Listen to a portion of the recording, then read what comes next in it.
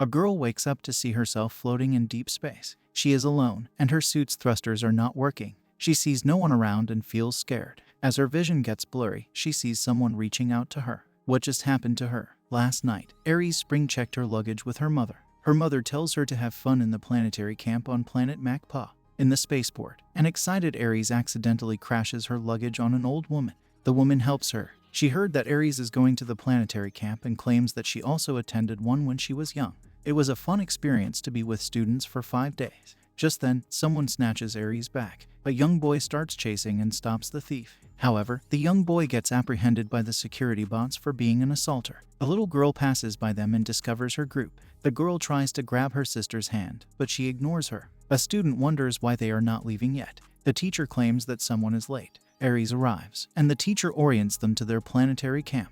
The members are Zach Walker, Quittery Raffaele, Charles Lacroix, Luca Esposito, Yunhua Liu, and Olga Sway. Joining them is Funisha, Quittery's little sister. Their special assignment is to work with a 10-year-old kid. As the teenagers worry about bringing in a kid, a foul-mouthed hand puppet named Bigo starts swearing at them. The teacher claims that there is one more member. The last member appears, with the security bots lifting him. He introduces himself as Kanata Hoshijima. Inside the school spaceship, everyone goes to the cockpit, and Kanata insists on being the captain. With fastened belts, Aries tries to make friends with Quittery. The spaceship then leaves the atmosphere, and it starts cleaving. The teacher tells them to make themselves at home. Kanata checks his portrait with his teacher. Kanata recalls telling his teacher that he wanted to explore space. However, he is forced by his father to take on athletic events. His teacher tells Kanata that he can achieve his dream. Aries approaches Kanata to thank him for saving her. She offers snacks, and they talk about Kanata's dream being the same as that of his dead teacher. Aries excitedly tells him that he will achieve it for sure. The spaceship later arrives at planet Macpa.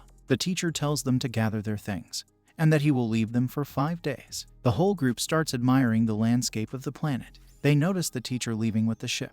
In just a few minutes, a mysterious sphere suddenly appears, and everyone is stunned to see something unfamiliar. Luca leisurely approached it and got swallowed. The sphere starts moving and swallows each one of them. Kanata wonders what is happening. He recalls the incident he experienced in the mountains. His dying teacher tells him to be strong when all hope seems lost. He wakes up to see himself in deep space. Zack then checks on everyone through their communications. Kanata sees everyone confused and floating in space. They lost their communication device to contact the school. As they seek refuge, Luca sees the ship.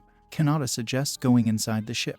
Olga looks for something in panic, and Kanata finds it for him. Zack managed to open the ship, and everyone got in. In the Bay Area, Kanata checks on everyone. Zack notices that someone is missing. While they are figuring out who it is, Olga points outside. Everyone sees Aries floating away from them. Quittery suggests saving her, but Zack claims that they don't have enough fuel for their thrusters to reach her. While everyone panics, Kanata recalls his dying teacher's words again. Kanata finds a wire rope and volunteers to go out. They help Kanata maneuver through space. Aries sees Kanata coming, and she reaches out her hand. However, the wire reaches its end. Seeing Aries reach out her hand, Kanata experiences a painful flashback again. He removes the wire and flies toward Aries despite losing fuel. He wonders if his teacher is watching over him. Kanata saves Aries, who was dead scared. The others wonder if they can return. Kanata claims that they can still reach the ship.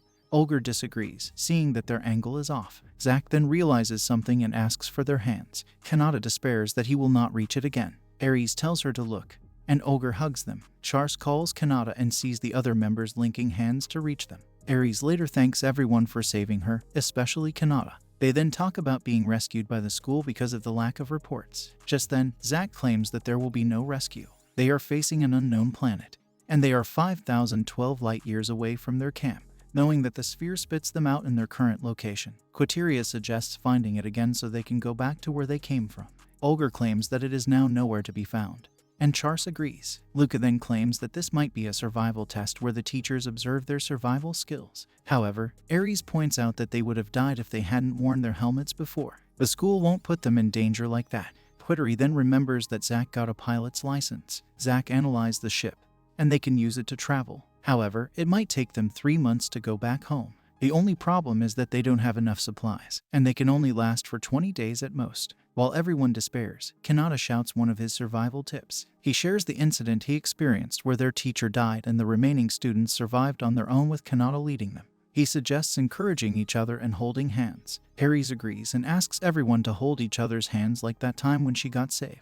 Quittery holds her hand and introduces herself. Zack joins and introduces himself as an aspiring scientist. Luca introduces himself as an art student prospect. Charles introduces himself as a biology lover. Yeonhua meekly introduces herself. Olger tries to ignore them, but Funisha stops him. Everyone glares at him, and he introduces himself to Bigo, who surprises him. Kanata realizes something. He suggests connecting the points one at a time to reach the end. They should find a nearby planet to replenish their supplies. Zack goes to work and immediately finds a planet called Villavers that they can reach in 3 days. Zack starts tracing more planets nearby and connecting them. He presents their way back home, and everyone celebrates. This is their only way to survive. They then start moving the spaceship. Everyone offers the captain's seat to Kanata, who is giddy about it from the start. However, our boy starts acting bashfully. He looks around for the ship's name. They discover a gold plate that says Perispera ad Astra, which means to overcome challenges and reach the stars. They then decide to name the ship Astra, and the 9 of them travel to their first planet. 3 days later, they see planet Villavers in plain sight, and everyone is excited to explore it. They soon embark on a journey outside and see the landscape of the planet. Just then, they notice a dragon with a sapon or soft-shelled turtle's head. Kanata tells them not to be scared because he will hunt one for them to eat. The group divides itself, and one group goes to the wilderness to find food. Charles is impressed by the planet's ecosystem, especially the animals. Kanata and Luca are having fun with branches that look like swords and spears. Aries, on the other hand, finds a tree like a trampoline. Quittery ignores them and picks up fruit. However, she gets shot upward, and the plant becomes a parachute. The 5 of them enjoy Villavers' nature for a while. Meanwhile, Funisha watches the team in charge of restocking water. She notices Zack checking on something in the control system. Zack closes what he was checking after Funisha checks on him. The foraging team walks back to their spaceship. Just then, something familiar appears before them. Everyone panics and runs away from it. However, Kanata forgot the way back. Aries leads the way because she has a photographic memory to remember the way out. They got out of the forest, and the sphere was gone. Quittery complains about the sphere chasing them. Kanata claims he saw the end of the sphere as space again. Luca claims that they have been caught up in something terrifying. The silence continues for seconds until Kanata breaks the ice by munching on the fruit they found.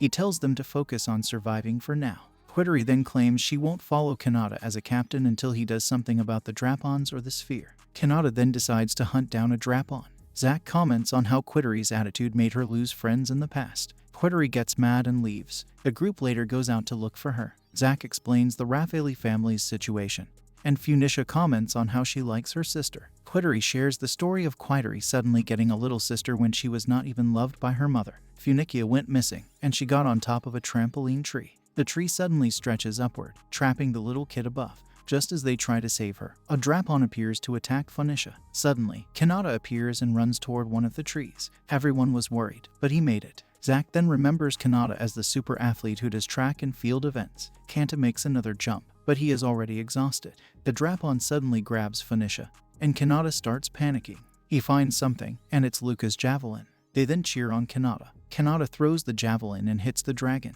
He jumps toward Funisha to save her, but Kanata's leg tires out, and he falls. Something hits him, and it's the parachute fruit. The two safely go back to the ground, and Quittery immediately hugs Funisha, who presents her with a matching flower. Quittery thanks them and apologizes to them. Everyone finds Kanata's athleticism great, but he claims that he only got stronger, so he can't repeat the incident.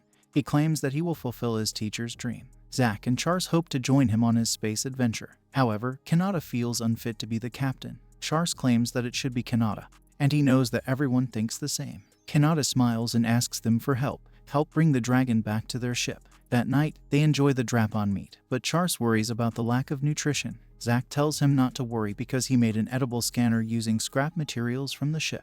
Aries laughs out loud and hopes that they can all be good friends. After their dinner, Zack tells Kanata that the ship's communication device was broken intentionally. Upon careful checking, the cuts are fresh, making it clear that the culprit is on board the ship.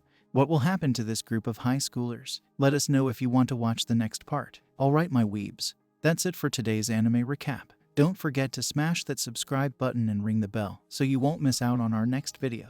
Drop a comment and let us what you think about the anime. Stay tuned, stay epic.